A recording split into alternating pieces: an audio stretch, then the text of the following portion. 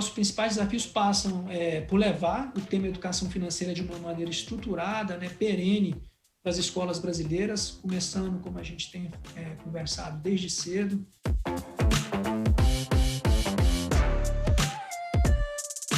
A cultura do brasileiro parece que, na sua maioria, é muito de não cuidar mesmo das finanças, de não saber poupar, de não guardar. As famílias, no momento em que elas se endividam, e aí elas de fato não conseguem honrar com essas dívidas dentro do prazo, que também é interessante sempre pontuar que ter dívida não significa que você não vai cumprir com o pagamento dessa dívida.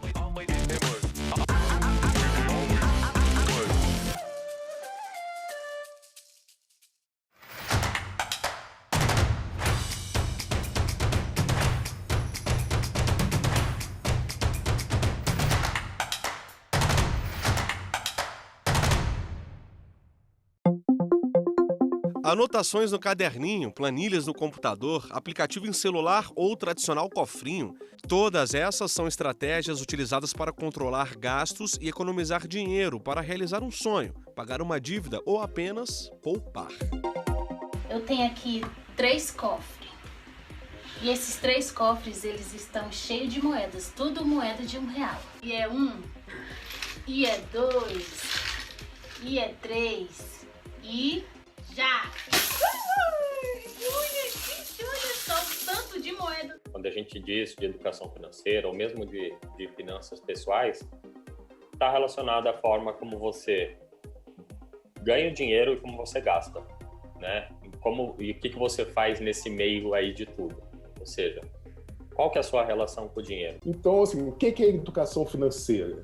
De certa forma, de maneira bem sintética, eu responderia o seguinte: é a tentativa, pode ser vã, mas vale a pena, a tentativa de domar as emoções, principalmente as irracionais. É você aprender a tomar decisões financeiras de maneira racional, evitando os erros recorrentes que se repetem. A educação financeira faz toda a diferença na vida de uma pessoa. Está fazendo na minha, aos pouquinhos, e eu pretendo colher frutos maiores após que eu estudar mais de educação financeira, para que eu tenha mais educação e mais responsabilidade com o dinheiro. De fato, assim, entregar educação financeira é ajudar o cidadão a exercer a cidadania. Então, eu acho que é um dos pilares importantíssimos na formação de um cidadão dentro de uma nação.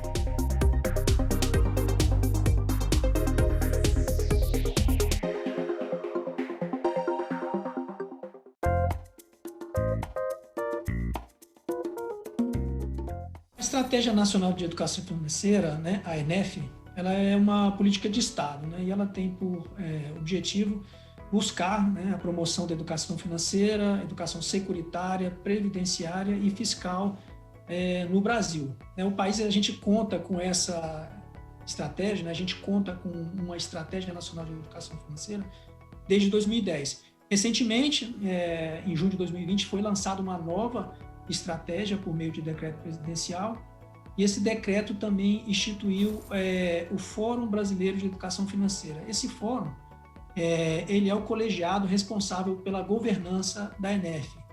Ele é um colegiado que ele tem um caráter articulador, e ele é composto por 8 instituições públicas, entre elas o Banco Central.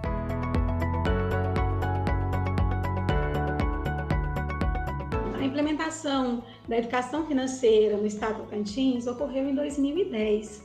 Na época, algumas escolas foram escolhidas como piloto para dar o pontapé inicial, né, a esse processo. E uma das escolas escolhidas em Araguaína foi o Colégio Estadual Pré-Universitário. Na época eu era coordenadora pedagógica e tive a oportunidade de participar, né, desse início. Poucos professores na época participaram da formação e iniciaram essa proposta em suas aulas do ensino médio.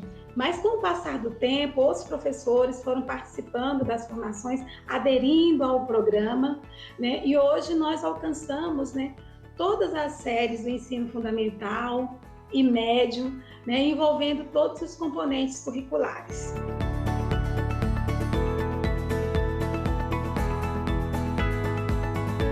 gente sabe que a Base Nacional Comum Curricular recentemente incorporou educação financeira como tema transversal no currículo escolar. Isso é um movimento, né, uma conquista bastante importante.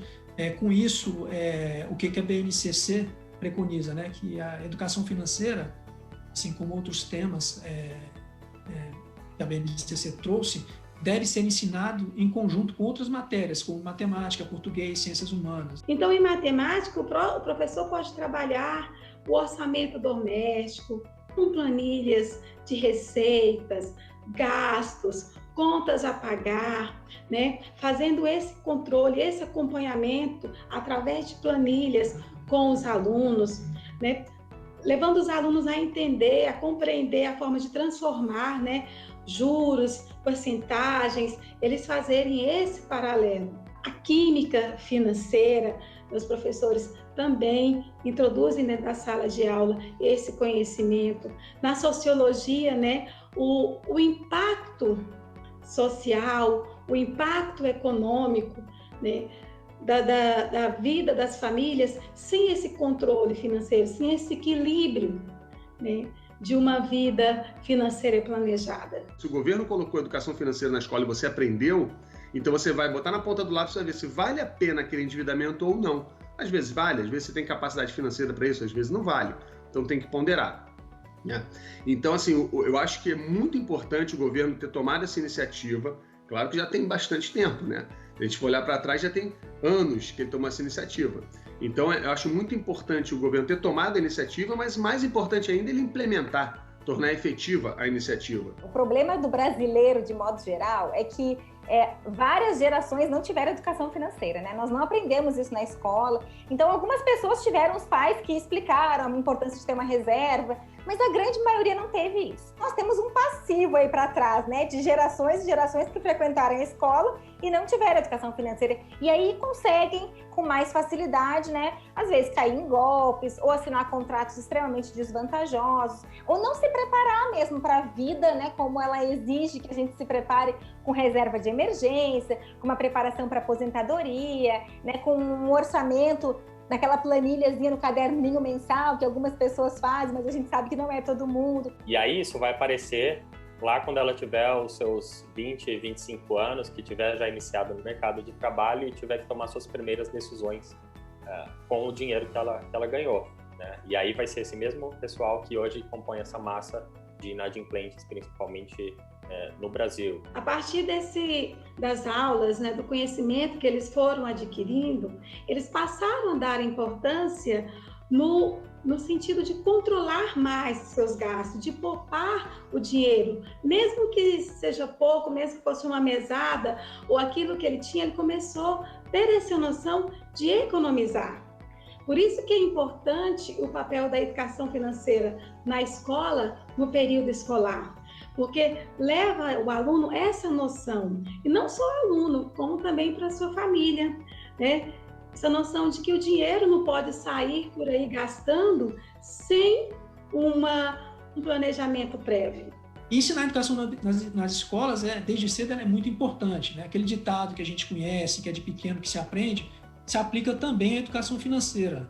Todas as melhores práticas internacionais apontam para a necessidade da introdução da educação financeira na escola desde os anos iniciais. Às vezes estão numa família de baixa renda, mas tem uma conscientização em relação ao uso do dinheiro, em relação ao orçamento, o que é despesa, o que é receita, até onde pode se gastar, por que eu posso gastar mais em momentos em que eu tenho mais espaço no meu orçamento, por que eu devo gastar menos em momentos em que eu tenho despesas que são típicas daquele momento do ano, enfim. Mas é importante que conversar sobre dinheiro não seja um tabu para as famílias brasileiras, né? A gente sempre, no âmbito da educação financeira, a gente sugere, né, estimula que as famílias conversem com os seus filhos desde cedo, desde pequeno, mesmo às vezes antes de entrar na educação formal, né, em uma escola, converse sobre dinheiro, sobre a importância de procurar o melhor preço, né, sobre a importância de não gastar com aquilo que você talvez não esteja precisando naquele momento, né, de poupar, né, para o futuro, né, muitas vezes cabe, né, para os pais ensinar a criança, se ela quer comprar bicicleta nova, por exemplo, né? Vamos fazer uma poupança, planejar, em vez de comprar a bicicleta lá e fazer um financiamento, né? E pagar em parcelas. Eu tinha um raciocínio totalmente nulo. O dinheiro só servia para gastar sem saber, como se ele fosse ilimitado. E hoje eu começo a pensar que não, eu tenho obrigações, responsabilidades, tenho prazos, algo que eu realmente não lidava também. Eu pagava todos os meus boletos com atraso. Aqueles descontos de pontualidade eu perdia todos. Eu simplesmente pagava quando já estava me cobrando muito. Sabe, tem noção? Uma coisa horrível. E eu não me orgulho disso, mas assim, algo que eu lembro, olho para trás e falo, cara, eu precisei aprender. E hoje eu estou bem melhor em relação a isso e eu pretendo estudar educação financeira, porque eu pretendo deixar um legado melhor para os meus filhos não sofrerem do que eu sofri.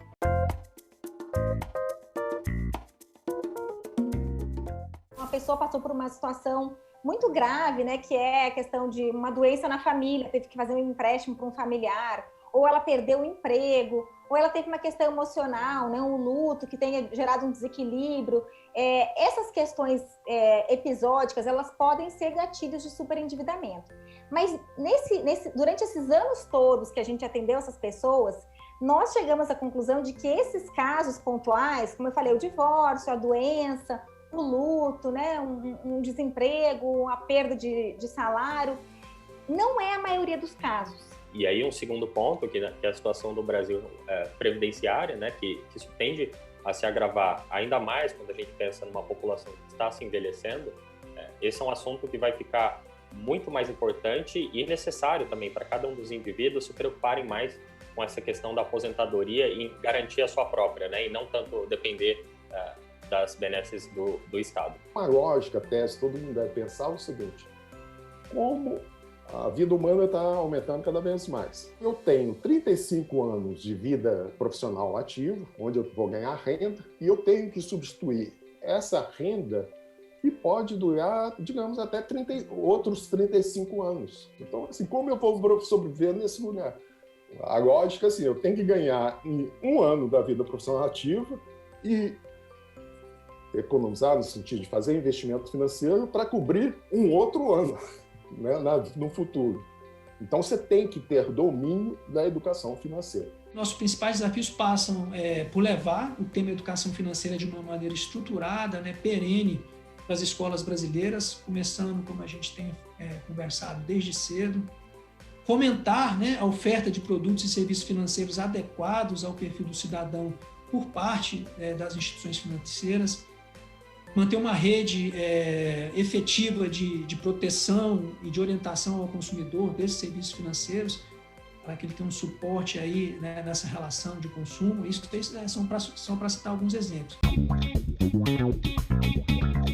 Dívidas fazem parte de uma cultura? Será que usar o cartão de crédito é um hábito irracional ou endividamento das famílias é culpa do mercado de trabalho e falta de planejamento? A grande maioria dos casos é essa desorganização que vem ao longo da vida. As pessoas não aprenderam a lidar com dinheiro, não aprendem e continuam, né, sem saber quanto ganham, sem saber quanto gastam, contraindo empréstimos, quer viajar sem saber se tem receita, vai lá e faz um consignado, ou quer adquirir um bem, não se programa para adquirir o bem. Então, no momento em que a gente tem a família endividada de forma inadimplente, ou seja, ela não honrou com aquele pagamento, ela pode ter consequências jurídicas, como, por exemplo, a mais prática, que é a inscrição no SPC ou no Serasa, né, o que afeta o score dela. E aí fecha-se as portas para diversas situações, para um financiamento, às vezes até para a faculdade de um filho, para obter até algum emprego pode ficar prejudicado por conta dessa restrição. Então, aquela história de estar negativado é algo bastante prejudicial, né,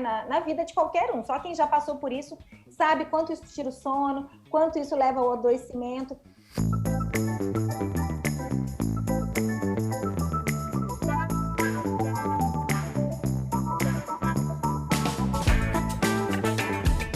A cultura do brasileiro parece que, na sua maioria, é muito de não cuidar mesmo das finanças, de não saber poupar, de não guardar. Eu vim de uma cultura assim de muita gastação, de não saber poupar, de sair passando o cartão até a hora que ele para de passar. Eu, com 40 anos, eu resolvi, né, porque eu só tinha o técnico em contabilidade e resolvi fazer.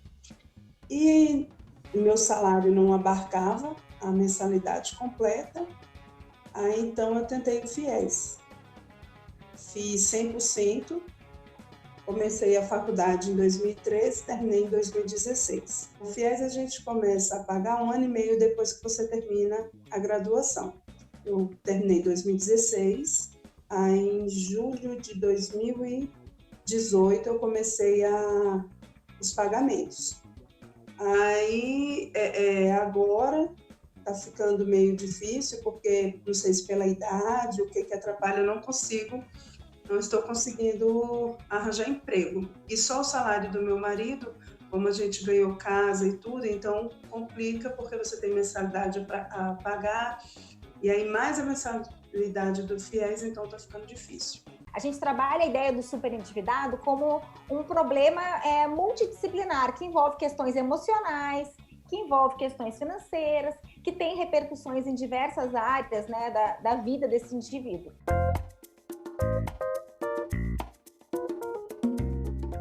A neuroeconomia envolve neuromarketing e finanças comportamentais. O que é isso?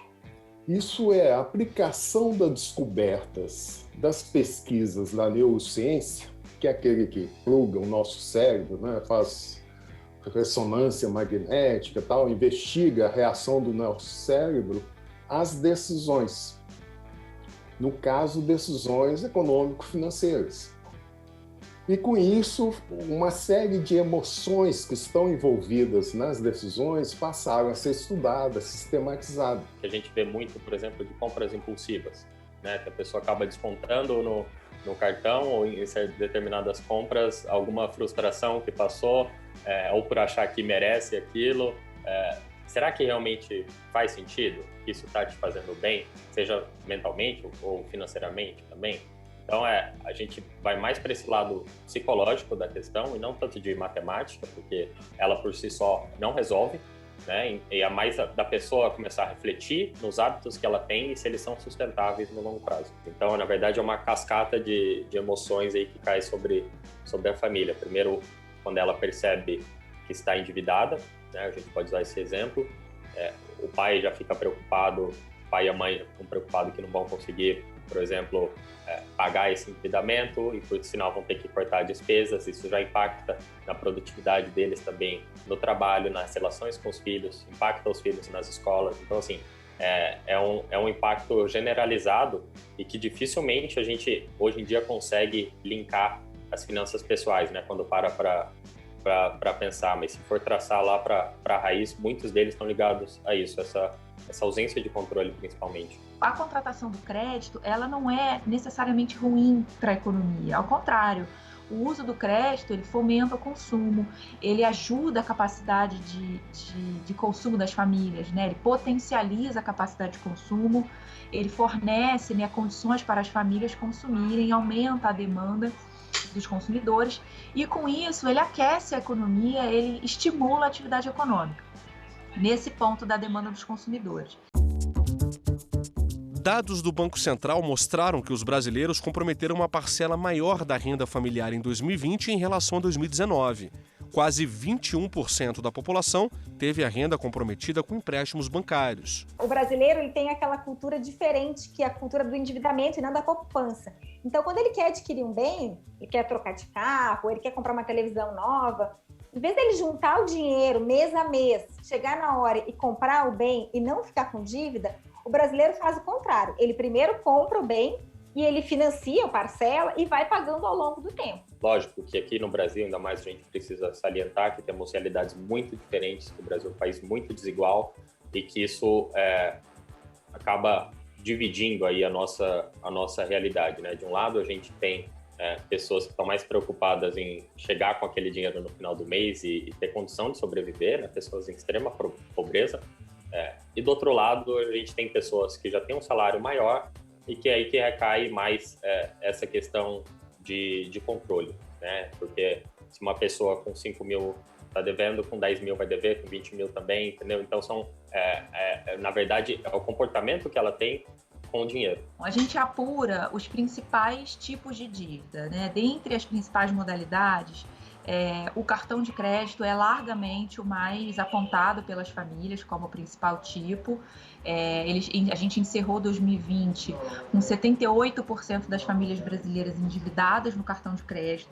Vale a gente destacar que o cartão de crédito ele é a modalidade mais cara, né? Aquela que apresenta as taxas de juros mais elevadas dentre as modalidades, dentre as principais modalidades. Acumulei essa dívida no banco de 3 mil e pouco e não tinha como pagar. Quando eu me dei conta, eu falei, cara, não tenho como pagar isso tudo de cartão de crédito. E aí isso foi virando uma bola de neve, uma bola de neve, uma bola de neve. Recebia mensagens do banco me cobrando que estava 4, que estava 5, que estava 6, que estava 7, que estava 8. Ao longo dos anos, os juros foram comendo solto. E eu simplesmente falei, cara, não tenho condição de pagar, não vou pagar. Não tenho condição, não tenho de onde tirar esse dinheiro.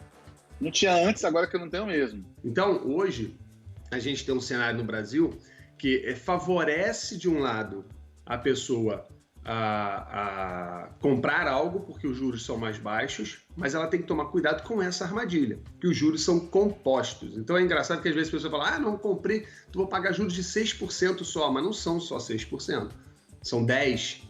Entendeu? Esses 10 no outro ano estão virando 12, então é juros sobre juros. Eu acho que o modelo de cartão de crédito induz a perda, induz a esse drama. Por quê? Ele sustenta boa parte do chamado crédito rotativo. Então, conduz com aquela coisa que você chega em qualquer comércio, assim, eu quero pagar à vista. Pagar à vista, pagar a prazo é a mesma coisa. Por que eu vou pagar à vista se eu posso pagar a prazo? Não é? Então, induz você fazer várias compras a prazo, com um preço à vista igual ao preço a prazo, e depois perder as contas e pagar um crédito com juros absurdos. A questão dos juros, tá? Os juros no Brasil, eles acabam sendo juros muito altos, por quê? Porque você tem, efetivamente, os chamados juros sobre juros, que são juros compostos, tá? Se falarem que são 8% de juros ao ano, juros simples, você vai pagar 8% de juros ao ano, tá? Porque aí não é juros sobre juros, é realmente aquela taxa que foi informada. Tá? Então, no Brasil, como o sistema adota os juros compostos, você acaba tendo juros sobre juros. Então, o 8% ao ano vai virar 14%, enfim, teria que fazer um cálculo dentro da dívida dele para ver, mas não são 8%.